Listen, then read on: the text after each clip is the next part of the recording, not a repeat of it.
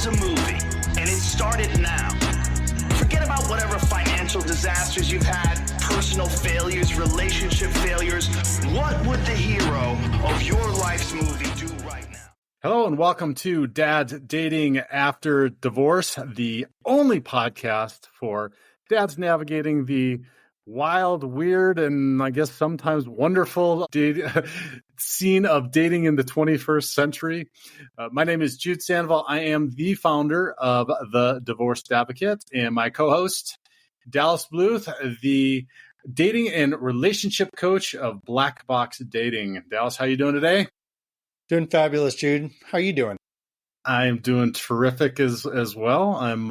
I am intrigued to get into and to hear your take on our topic today, which is around age and dating. And I'm prefacing this and I got to say, I think that I've found probably the only other person that is like less up on current events and kind of like pop culture than myself with you, which I really appreciate. And I think maybe it's just because I have teenage daughters that I've have just a little advantage on you. So it works out in this context because it at least gives us some ability for you not to know exactly what I'm talking about, and me bring topics that allow us to chat about, or at least incorporate some pop reference cultures. Otherwise, it'd just be two old guys talking about dating, which would be pretty boring, right? Did this one specifically come from your daughters, this topic?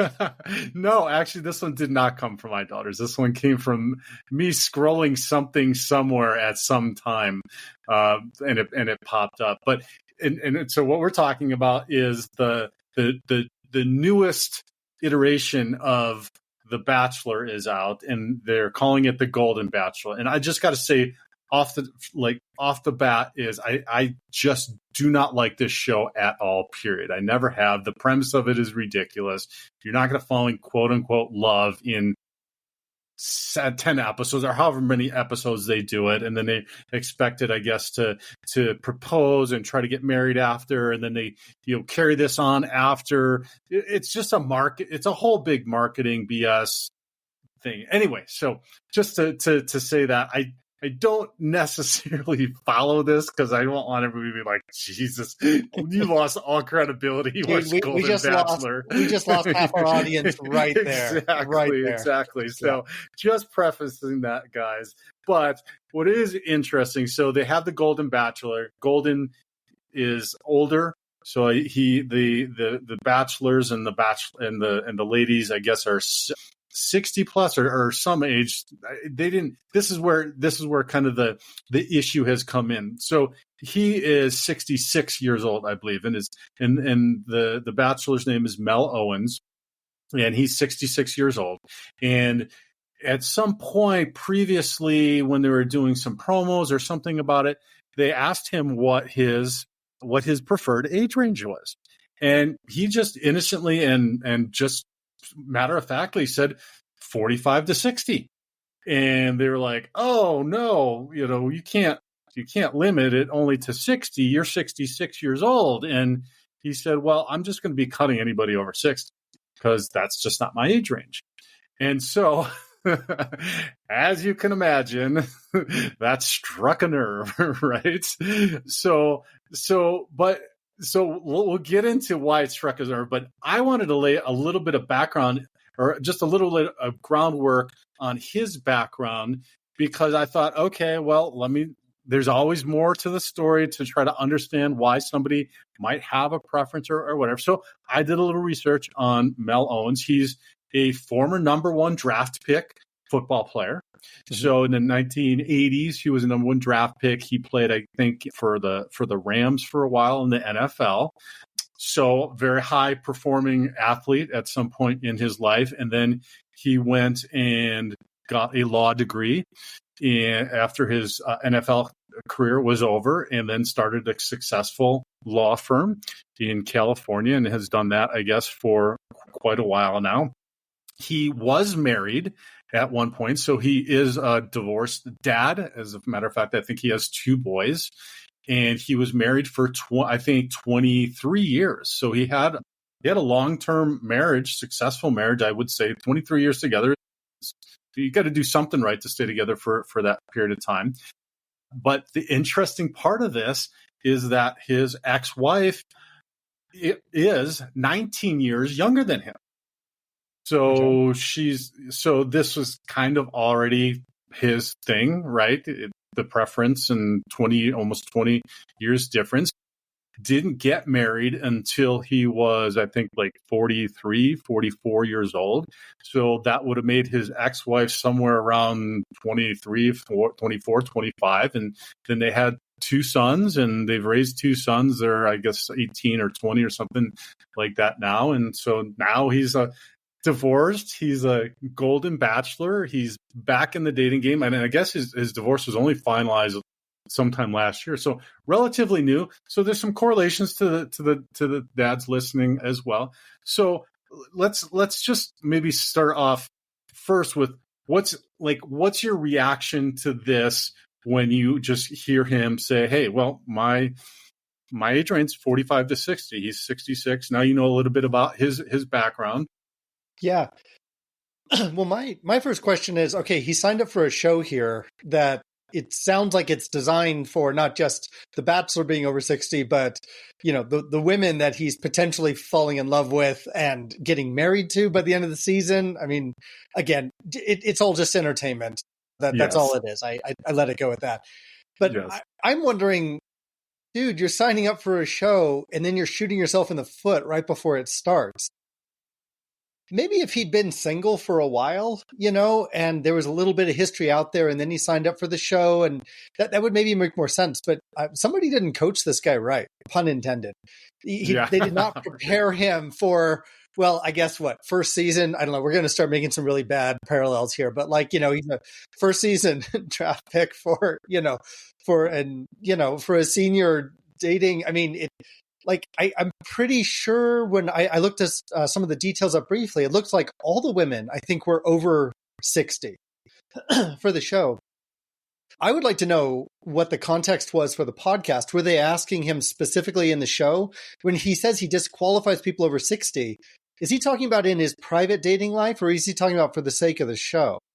So for the sake of the show, he simply said, and I think the context where this conversation was happening is he was talking about how he got picked, et cetera. And then they were asking about what the producers asked him. And he said they asked age ranges, but then he made the comment, I'm going to rule out anybody over 60 because what he added on to that then also was, I don't want to deal with anybody with hip replacements or health issues or stuff like that. Right. So then he not only ruled out people, but then he also kind of like exacerbated the situation a little bit. And look, I'm not getting on him about this. My take. Well, I'll give you my take after I give you, if you give our take. But so that's kind of why he said it. That's kind of the context in which he said it. So. Yeah, I mean, I feel like we're blending together reality and television here. I think he's speaking from the heart about what he truly prefers.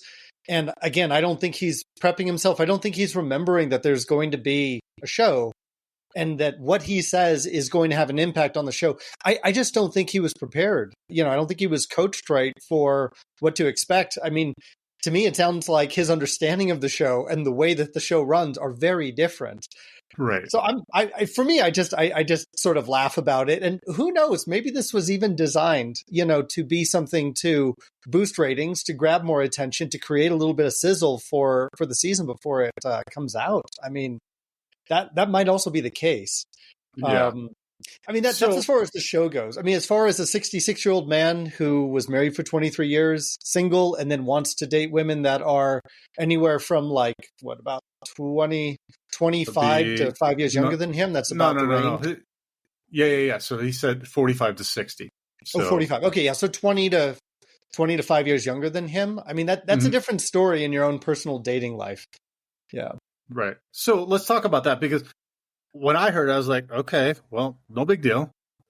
There was like nothing that set me off as a guy. And actually, that kind of range seems to be kind of where I'm comfortable with also in my dating life. Not to say that I wouldn't date somebody my age or date somebody older than me. I have, in fact, done that, but like I have a range, and it's a preference. I have legitimate reasons behind the preference. So for me, I was just like, oh, well, he's just being honest. And if they were picking him to be honest, and then they wanted him to actually find somebody that he was comfortable with, and well, why wouldn't they then do that? Because then they were like, oh, well, you got to apologize, and now we're going to find and then they started with, oh, we're going to find beautiful women. You don't have to worry; they're going to be great, and they're going to be so. It's like, okay, well, why are you trying to then just maneuver and fit something in that is under all these false kind of like pretenses and guises and setups, right? It's just. That's his preference. That's what he's going to be comfortable with. That's maybe there's, I don't know, maybe there's a way in which he relates. And I was going to get to this a little bit later, but maybe he relates better. And that could just be a personality, right? Yeah. Yeah. Yeah. I think the word you're using there is the right word to use. It's preference. Everyone has their preference. They have body types that they prefer. They have personalities that they prefer. They have relative age ranges to themselves that they prefer. They have professions they prefer. None of these are hard and fast rules, but we all have preferences, and we have to let people have them. To attack someone's preferences really is trying to impose on somebody else what they should like, what they should be attracted to. That's not how this works. And right. You're fighting people's nature by trying to shame them or try to influence what they're drawn to. You don't want to do that. I mean, if you want them to be drawn to you, if you're outside of somebody's age range and you're hoping that they're going to be drawn to you anyways, there's nothing that stops you from trying to be effective in attracting them. But to attack someone's preferences, that's just going to cause them to close up, lock up further, and not be interested. So you have to accept your preferences. And to your point, you want to be honest with yourself about what your preferences are. You don't want to hide them. You don't want to wonder, oh, well, this is wrong if I do this or, I do that. That doesn't mean we have to like publicly tell, television and the world what our preferences are. But I think we should be honest with ourselves and honest with the people that we meet that are asking about it. This is where I am. This is what I like. This is what I'm into.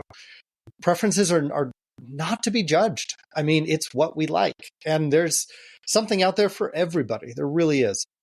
Right. Well, and so what I took exception to here was then it became, well, you're insulting women your age.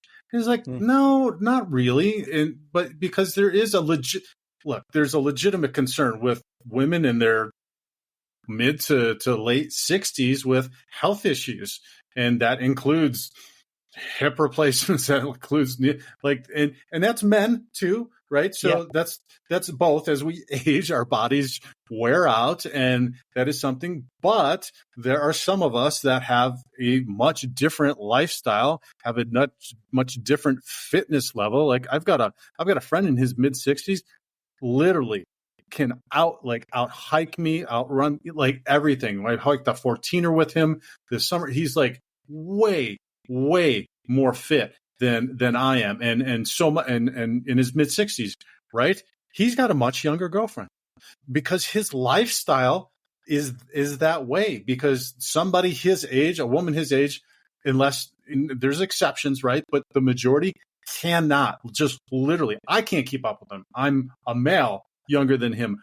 A woman his age just will never keep up with him. And we've never talked about this. Like, there's never been a conversation. I recognize it, and I see that in him, and know that the same way I feel as well, because there is I'd like to be really, really active and physically fit and being out there, and that is not everybody, and that tends to be a younger mindset, if you will. And so, what do you have to say about that younger mindset? And again, let's put a caveat. Like, there can be older women that do have that same physical desire and physical lifestyle and healthy lifestyle, or whatever it is.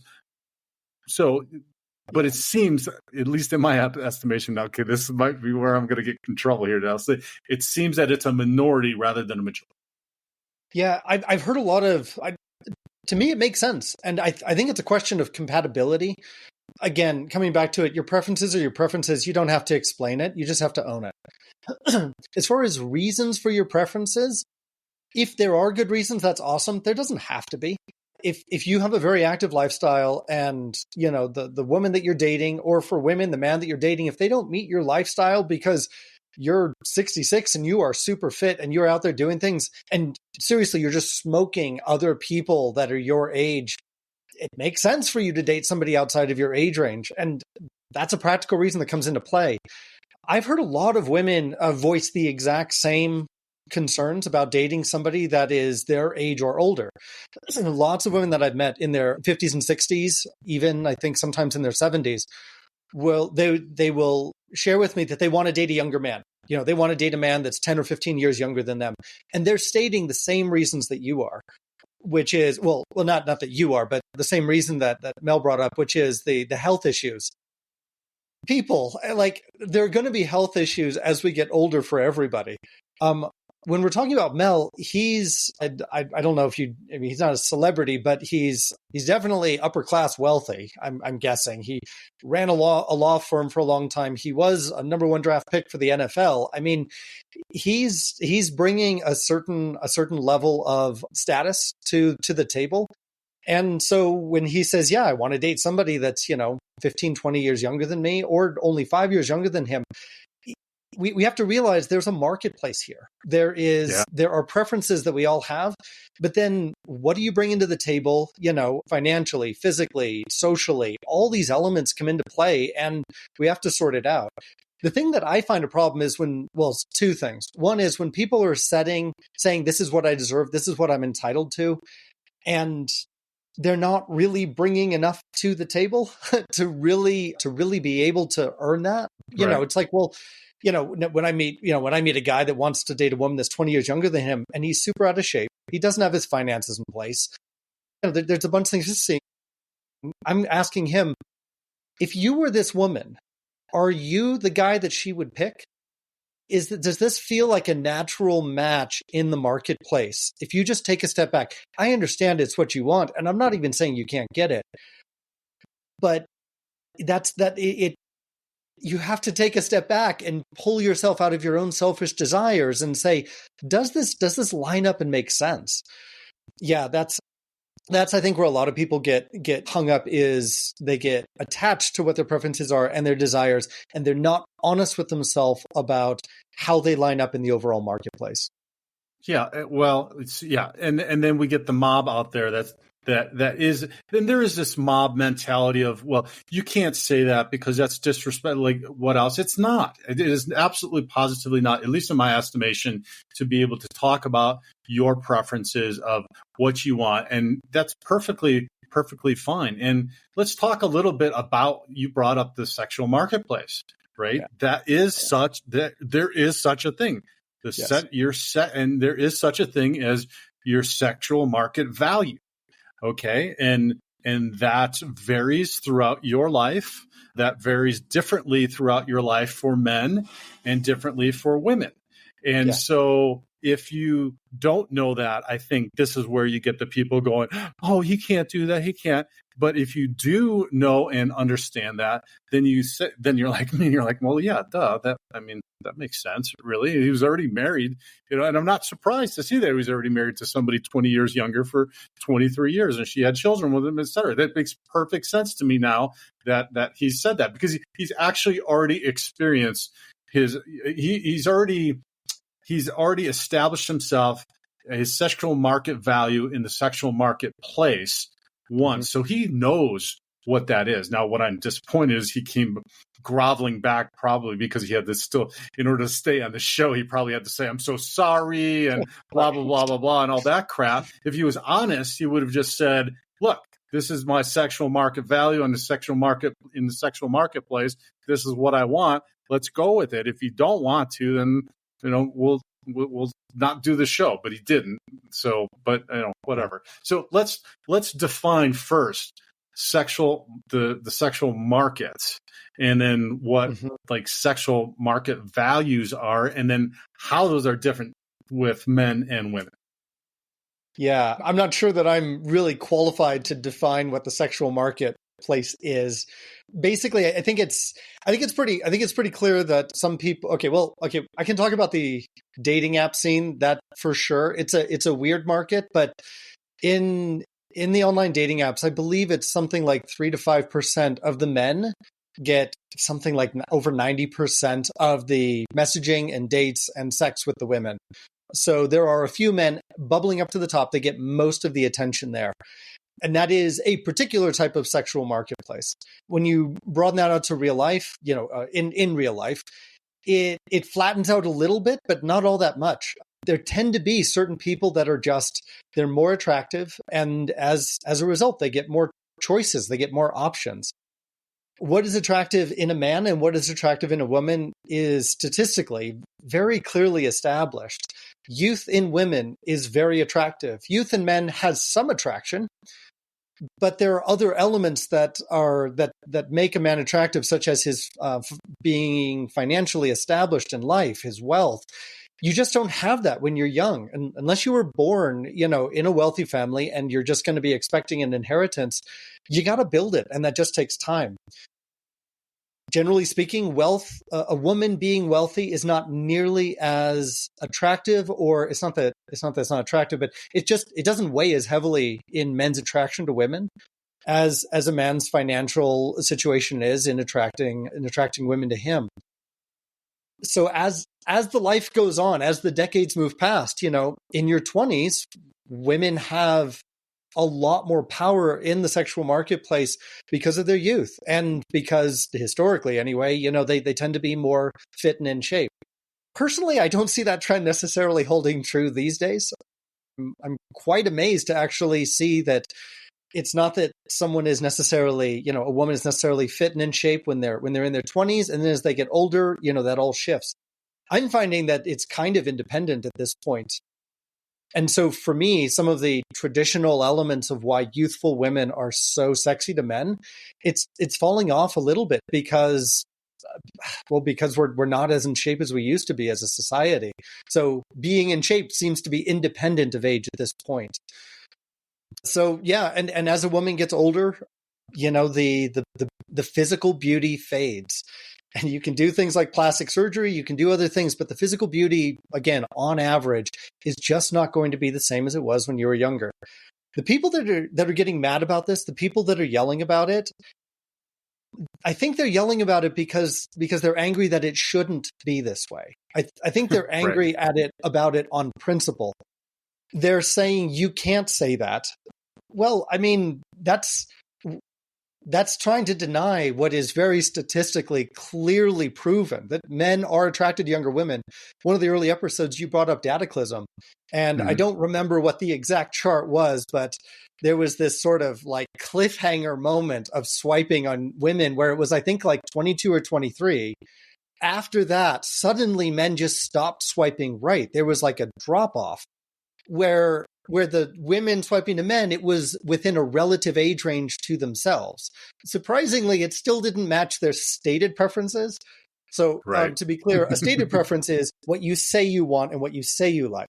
And then your, what do they call it? Your real preferences, or I forgot what the complementary term is, but your actual preferences that you show in your behavior ended up not being at all what the women said that their stated preferences were. So I don't know. When I hear people getting angry about these sorts of things, I'm like, you're angry about something that is not going to change anytime soon. And getting angry about it is only going to exacerbate it. Yeah. Well, so for me, the sexual market is just the innate biological way we are designed to be attracted to each other. And so then your sexual market value is based upon what those traits are that you would exhibit in that market that will attract a mate to you.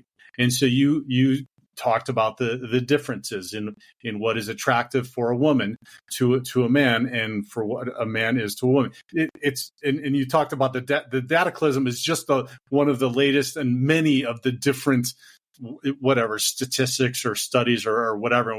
What you're referencing is they polled men to find where they said where they thought the most attractive women were. And it was literally a straight up and down line at like that 22 or 21, 20, like the most attractive women to men are that age.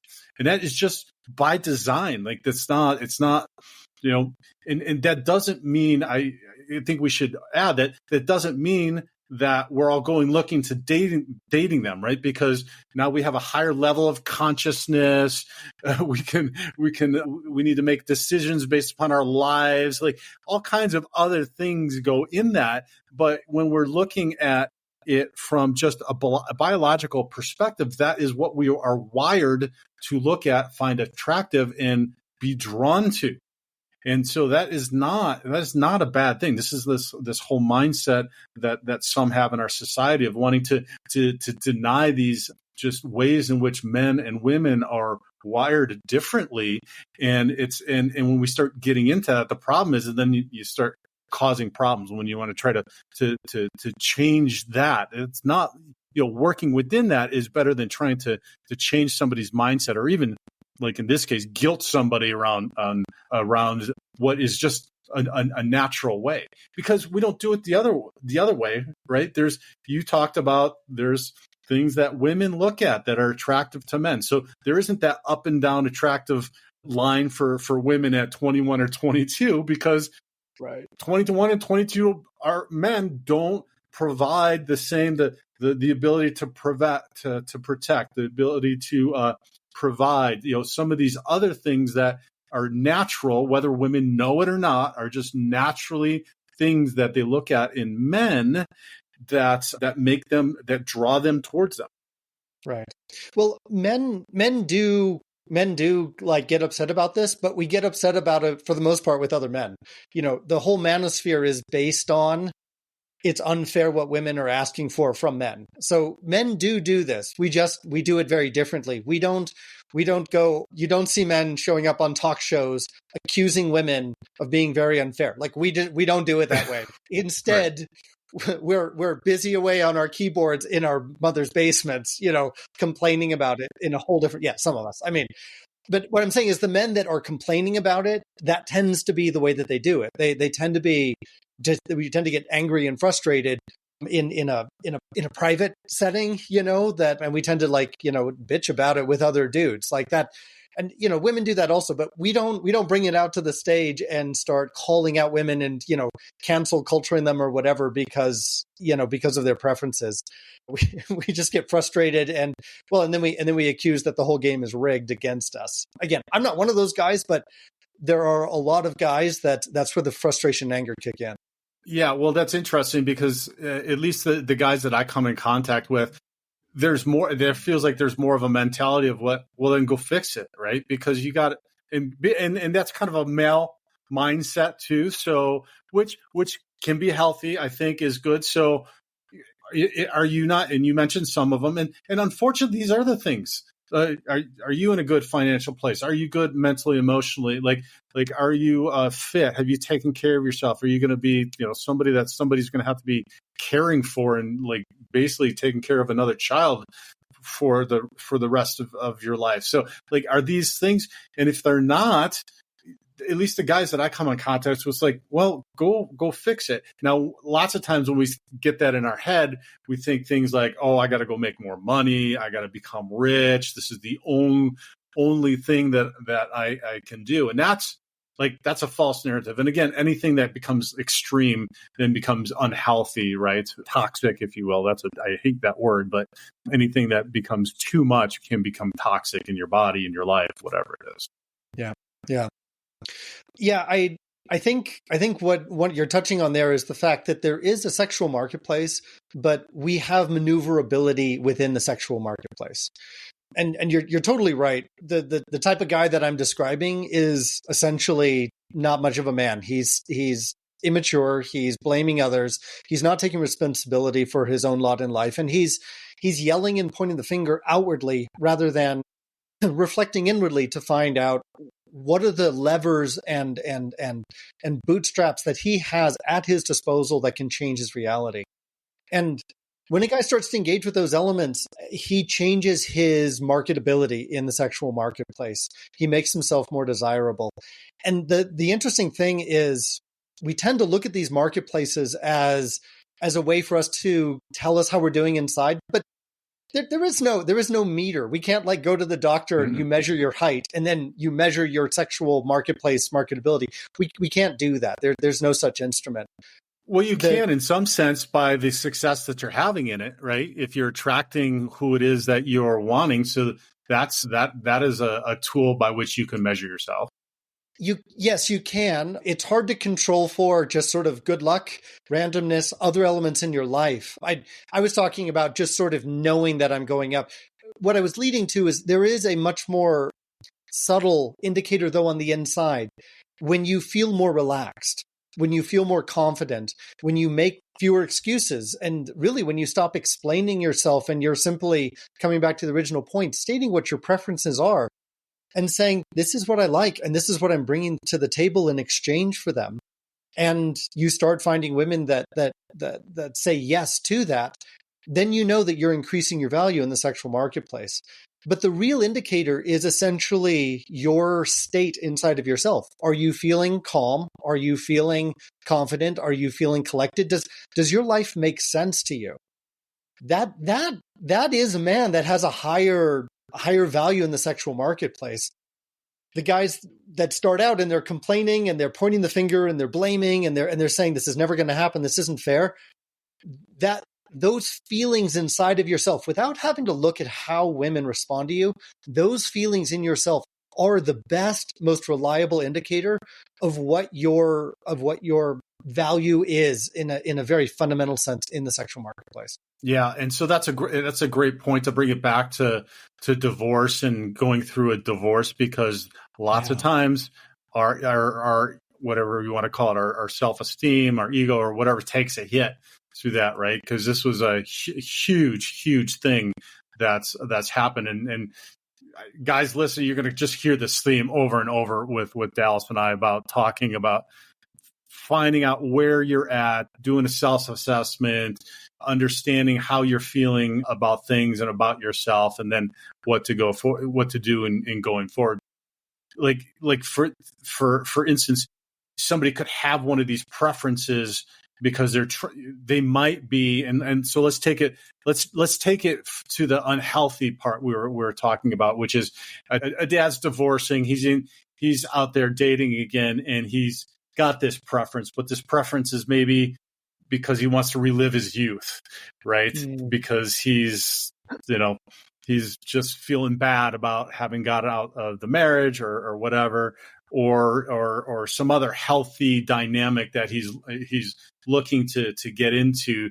That's not a healthy preference. So let's talk about these preferences in the context of like really doing the self-auditing, understanding who you are, what you're doing, what your situation is now, and how to develop that preference. Yeah. That is definitely a deep topic in how you are going to pull apart your preferences and find out which ones are healthy and which ones are not. Let me start by saying this isn't like a one and done thing. This is something you have to listen to yourself on an ongoing basis. And yeah, let's see, where would we start with that? I think the first one you have to look at is, well, so the words that I use are words like craving. So if your preference, so if you're, let's say you're in let's say you're 45, 50 years old, you just went through a divorce, and your preference is to date a 22-year-old girl. And I'm going to call her a girl here because she's pretty much still a girl, like, probably not even out of college yet. Young woman, but pretty young. You have to ask yourself, am I attracted to that woman because I feel like I'm going to have an amazing experience? She's actually going to make me happy in my life. When I imagine bringing her into my post-divorce family situation, I see this working out really well. Be honest with yourself. Do you really see a healthy, happy package coming out of that? Or is this actually just craving? And craving, one of the ways of looking at it is an attachment to something that's pleasurable. There's no doubt that, a young early 20-year-old girl, is attractive and enjoyable. There's no doubt about that. But if you're only pursuing something that is kind of like drinking alcohol, can be really fun in the evening, but is that necessarily like an ongoing way to create happiness in your life? Not really. It could be something that you're simply craving. You have to ask yourself, is this desire that I have? And here you gotta kind of like split it out into two buckets. Is this desire a craving type of desire? Or is this desire part of a healthy, going to make my whole life happy and balanced kind of desire? Right. Well, and that's a good point, because that's not bad. It's not bad as long as you understand the origin of what it is and why you are pursuing this, right? And especially if you're upfront and honest. I mean, I've dated women who are like, I just got out of divorce and I'm just looking for fun, right? Mm-hmm. Like that craving that you're talking about, they're upfront, and I've met guys too, and when I talk to other guys, like, understand where you're at and what you want and why that is. So that's not necessarily a bad thing if dads are listening and like, yeah, I would like to go have some fun with somebody that's younger with me. Just be upfront about that and understand that that's what you're pursuing, and that other person understand that that's what you're pursuing as well. I think when you don't do that, then all those the people that are complaining about stuff talk about power imbalances and stuff like that. Because then if you're not being upfront and you're not being honest about stuff, then that can create stuff like that with somebody that's younger. Right. So if you're doing that, that's fine. Well, just be open. You're talking about, when you mention a power imbalance, to say that a young woman in her early 20s doesn't have a lot of power over an older man, you're fooling yourself. There's plenty of power that she has. Oh, yeah, it's a question of whether or not she's wielding it, and that kind of power dynamic. I mean, there is a place for it. And so I have very few rules that I adhere to strictly when it comes to my coaching. One of them is honesty. You need to be honest. If you're not going to be honest, I don't want to work with you. It's that simple. Is it always easy to be honest? No. Are you always being honest with yourself? Hell no. That one's very hard to do. But I have a basic value of you do need to be honest, and to the degree that it feels appropriate in getting involved with somebody, you want to be transparent with them about what your intentions are. So let me also echo one other thing you said. Somebody getting out of a divorce. You mentioned a woman, that you've women that you've dated that are getting out of divorce, and they're saying they're not looking for a relationship. They just want to have fun. That's not necessarily craving. If they have been sexually repressed during their marriage, if they never got to enjoy that part of their life, part of them feeling healthy and in balance might simply be to blow out some of the stops, and for them to realize, actually, no, sex is healthy. Maybe they were in a very religious marriage and sex was really tied up into weird places, and it felt very just loaded with all kinds of morality and rights and wrongs and consequences, and like beliefs in God start to come into play. And those are things that, if a person has a divorce or, just at a certain point in life says, you know what? There are these elements in my own behavior, in my own past, that are limiting me. I want to remove them, and I'm going to have some fun removing them at the same time. I wouldn't call that craving. I would call that actually very intentionally moving towards what it is that you want to experience in life. Again, it could be. I mean, coming from a religious perspective, like that could be, depending on the circumstances, depending on their belief system. Again, that goes back to what we talked about, knowing what it is that you want, what your experience was, why you want something different, etc. That could be true, what you're saying. It could just be a craving too, right? Like, especially and I want to say that because I don't want the Christian or the religious people that are listening about this feel like we're criticizing a religious belief around sex or whatnot. Yeah. So I just wanted to clarify that. I know that's not what you meant, but I just want to clarify that because there is a context depending on what your value is and how you can date that same way without having sex. And we're not always talking about having sex here. The desire and the desires we talk about is to have a relationship, be in relation with somebody that's not, the bottom line isn't always to have sex with them, right? Right. So let's just be clear about that. We do talk about sex a lot, and sex is an important part of relationships in our world, et cetera. But I just want to clarify that. Yeah. Let me also clarify another aspect of craving. Craving tends to be very short-term based. I'm not really worried how I'm going to feel tomorrow. I'm not really worried how this person's going to feel tomorrow. I'm just interested in the pleasure of the moment, or getting whatever needs satisfied, my ego satisfied, whatever it is. That tends to be craving. When something is not craving, it's because we see ourselves moving into a happier, more well-adjusted, more well-balanced life. Now, what that means in a religious context, not in a religious context, that's for each person to sort out individually for themselves. But the honesty that I was trying to talk about with yourself is, you have to ask yourself, is this a short-term just hit of something enjoyable? Or am I actually, are these steps along a path moving to where it is that I want to go, where I'm in alignment with myself?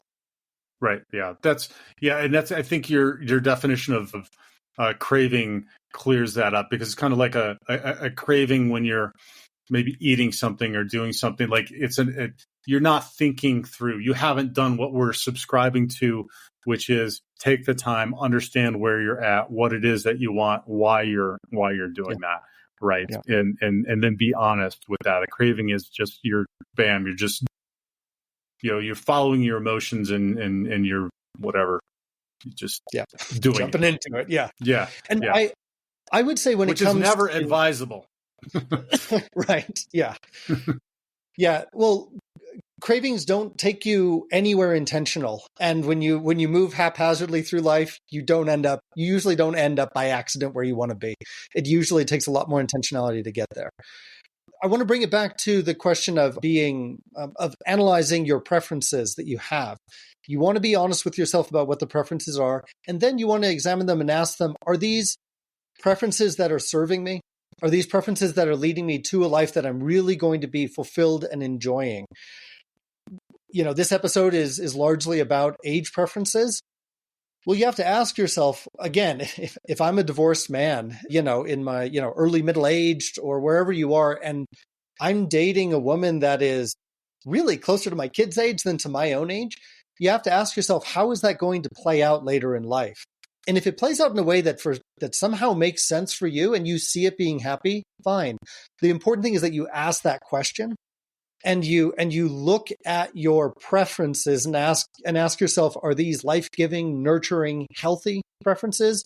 Or are these preferences more short-sighted and, instant gratification and pleasure-based? That's the dividing principle that I use when we're doing this type of analysis work. So when you are working with clients, is there a process? Because we talked a few weeks ago about the materialists, and they have a whole scene where they just show both sides saying, well, this is what I want. And some of them are some of those stereotypes. Some of them are just kind of ridiculous. And at one point she's like, you're not a catch. And then she catches herself and is like, because you're not a fish. Like she's trying to, cover herself, but she's just being honest about that. So when you're working with clients, how do you do that? And the second part of this, and I don't know, maybe you don't want to answer, is when they're being completely unrealistic, how do you bring them back to reality? The answer to both of those questions is actually the same. It's a matter of shifting from a mental process, what they think they want, into an emotional process where they listen to what they want. And it takes. What does that mean? So a lot of most of the men that I work with have a firm picture in their mind of what they want, and they're convinced of it. They have strong thoughts around it, and then at the same time, simultaneously, they're experiencing emotions that they don't like, of powerlessness, frustration, loneliness, a whole gamut of emotions. And the interesting thing is, and it takes time for us to shift out of the conviction of the mind into listening to the heart. And when the guys get more relaxed and they start sharing their feelings, what they're actually after, for the most part, is a feeling that they want to have when they're with a woman. And suddenly, when they're honest with themselves about that, the strong preferences of age and body type and what she does for a living and all of that, they just start to they loosen up a whole lot automatically when they start to imagine how they actually feel. And then when the clients actually start meeting women and they start experiencing those emotions, they realize, oh, these preferences that I had in my mind, they were a certain guiding principle, but really, when it comes down to the experience of meeting somebody, there's an emotional side, and the heart speaks differently than the head does. Okay, so I'm going to put you on the spot a little bit here, because that sounds great, right? Exactly what I desire, what I think any guy that I've talked to that's honest desires. How do you then reconcile that when you're a dad and you're dating and there are all kinds of other real specific things that you've got to hit? Somebody's got to be available in order to get to that point. Yeah. That right. might mean that they can't have kids because they're not available, or they've got to, or they got to be, whatever, right? Like there's got to be some real specific things that have to happen in order for you to actually have a relationship that just might not happen. Right. Well, I mean, there's certain logistical things like how much a woman is available. And I run into this a lot with clients. They talk about, particularly single moms, how unavailable they are a lot of the time, how there's just not a lot of time for them to spend with them. Well, that's part of the experience and the package you're having with them. If you're not satisfied, if you're not getting enough connection, then you have to be honest and saying the preference of, a woman that has children 100% of the time, in my experience, isn't really going to work. There's nothing wrong with stating that preference. Really, I think what you're hinting at actually is the right place to get to is when your preferences are in alignment with the feeling that you want to have. What I was alluding to before was certain guys have certain preferences that are, again, kind of craving based, and they're not listening to the experience that's going to happen. Are they going to feel fulfilled when they're the rest of the time and they're not in bed with this woman? How fulfilled are they? Yeah. And the way that you do that is listening to the emotions so that the real desires, the deeper desires, can come out. That's what is buried in those emotions, are the deeper desires that guys really want and have never really had. Yeah. So Dallas, for me, it seems like it's got to be a little bit of both, right? Because you could have that terrific connection with somebody, but logistically, it's just not gonna happen. And I actually just had that experience recently where I went out, somebody had a great connection, but really the design of our lives, and I had to say, look, this is long term. This is just not going to work out, because logistically, there's not going to be as much of a cool connection we had, and I enjoyed conversation and everything else. It's just not going to happen.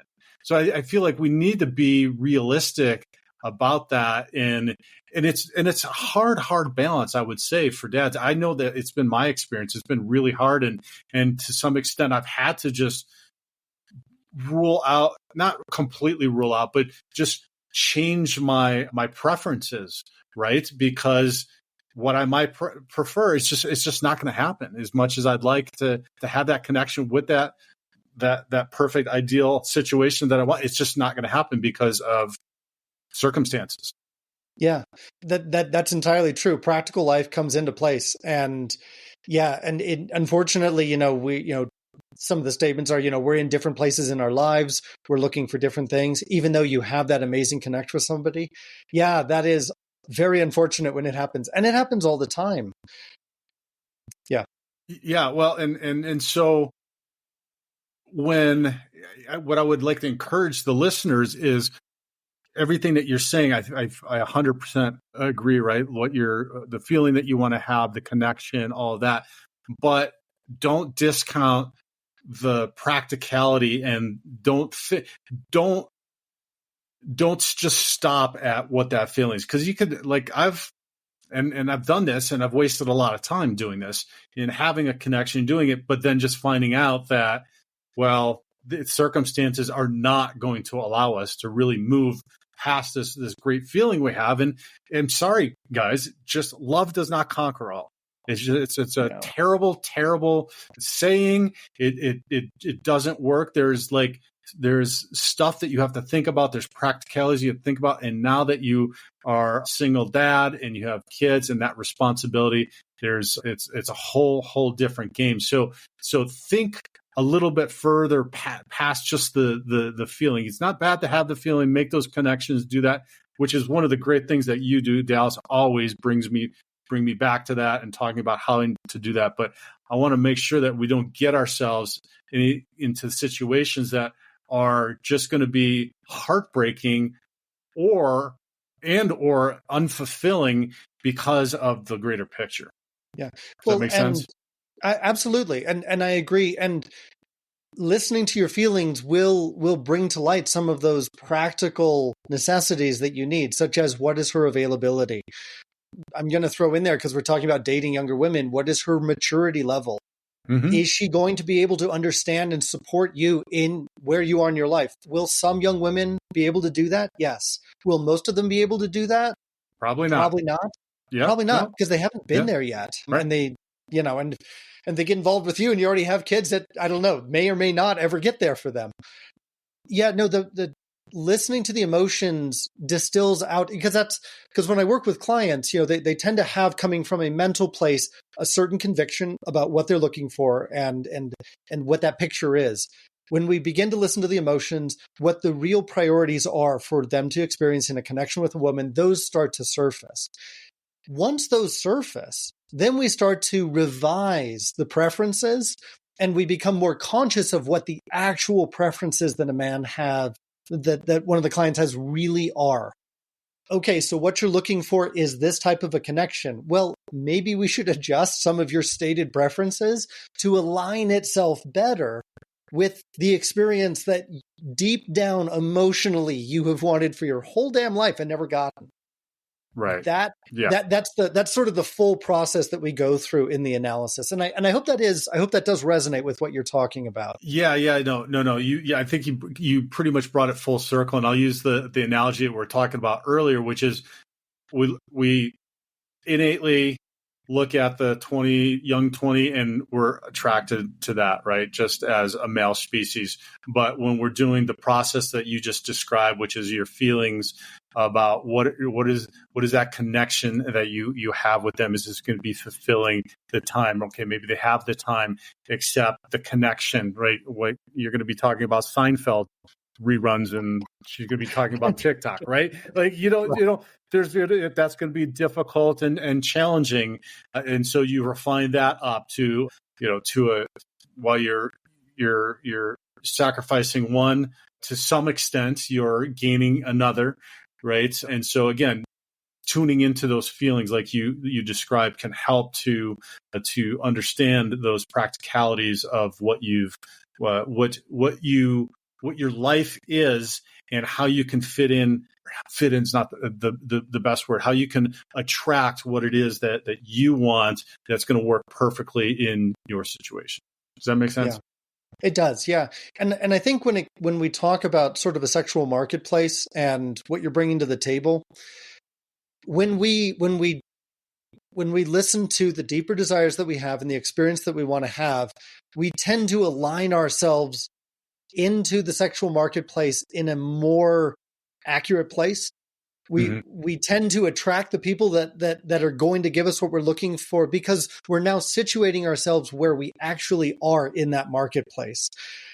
And but it's an introspective process to get there. And it can be kind of disappointing. It's like, oh, I can't have everything, in all the different ways all at once in your life. That's true. However, when you allow yourself to follow the alignment of what's actually giving you the most life-giving connection with a woman that you can, you'd be amazed how quickly you start to let go of some of these other things and go, yeah, I mean, it'd be nice if she was 22, but she's not. But that is replaced with a type of connection, chemistry, sensuality, intimacy that, I mean, really, you're in it when you're experiencing it, and you give up the I don't know, sort of the pouty preference, the poutiness around the preferences that you don't get to have anymore. Right. Yeah, that's so. You brought something up that I find interesting, which is placing yourself on that spectrum in the marketplace. I feel like oftentimes dads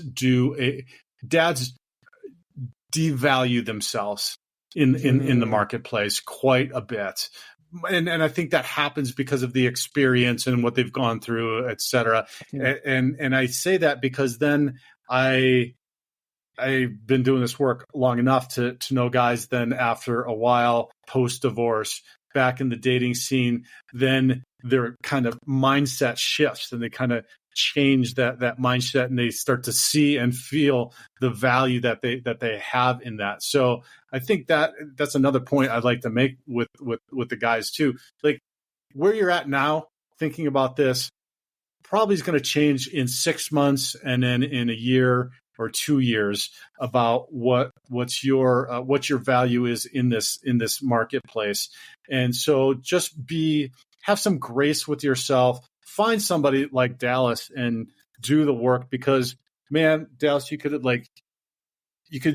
taken years, of my dating life, if you will, in helping me to, right? Because here's the thing, you either find somebody like Dallas that can help you sort through all this, because okay, we talked for an hour here, and I don't know that we didn't just like give you like a linear path to like how to do that.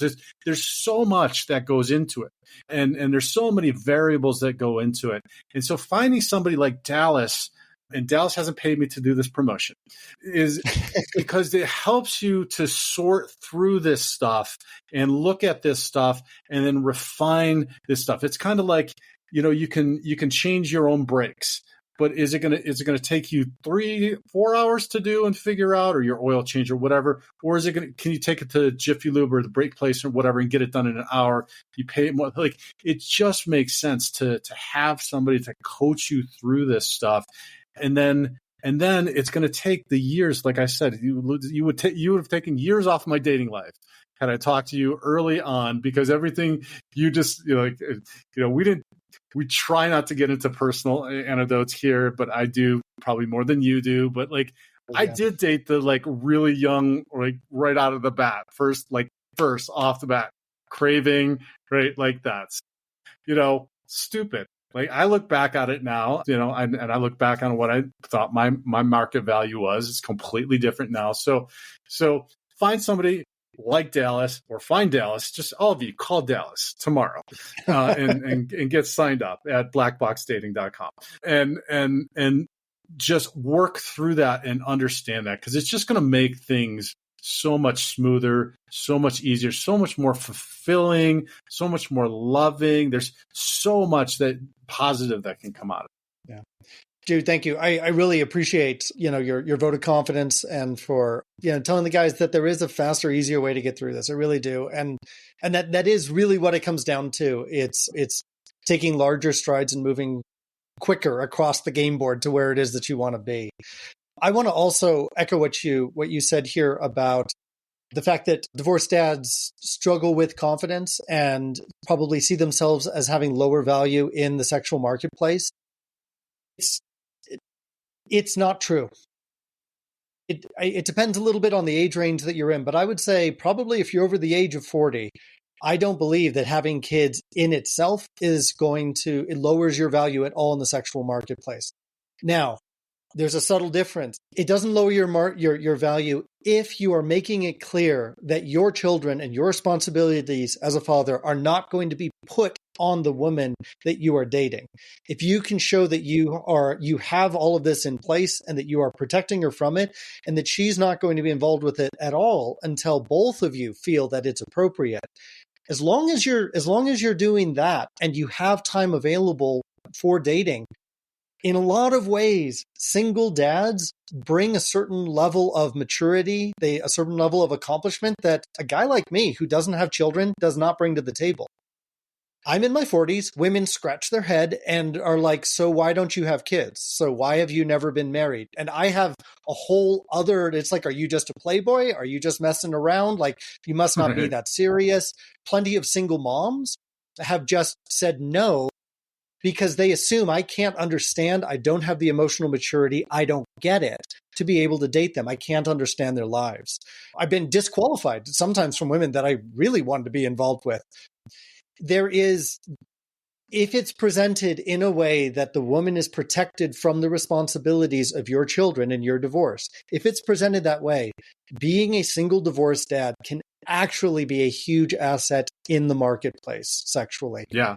And it's when we just a say, sign, a lot of ways, it's a sign of maturity. Yeah. Oh yeah, absolutely. And I 100% agree with that. And I would say any age, not even just 40 or above, like if you are a responsible, great dad, that is a huge attraction for women. Right. And I wanted to just clarify the protect thing that means that you have your stuff in order, that she's not going to have to deal with and come in and fix and clean or have like all this strife around that you've got it in order. You've got it figured out. You know how to communicate. You know how to co-parent. You're good, like all that stuff that you're not putting on to her. So that's, I think.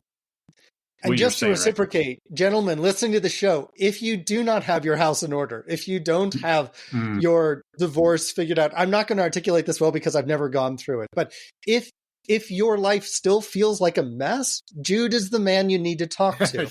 If you don't feel like you've quite found the identity, if you feel like there are still pieces kind of scattered all over the floor. Again, I don't know what the words are here. Jude's got the words.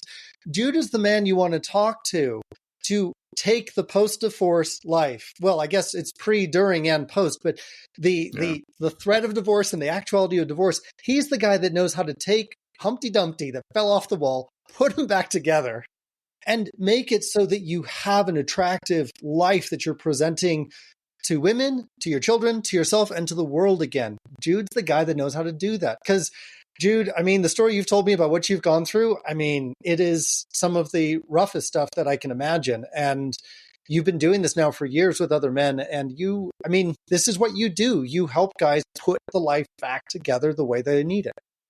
Yeah. Amen. And I appreciate that now that we've done our mutual plugs for each other. But you're exactly right there. And I feel like what we're both trying to emphasize to those listening is that you can have a great life post-divorce, dating with your kids. Like, it can be absolutely tremendous. And by getting involved, getting help, doing the work, really that's the big thing, doing the work that you need to do in order to realize that.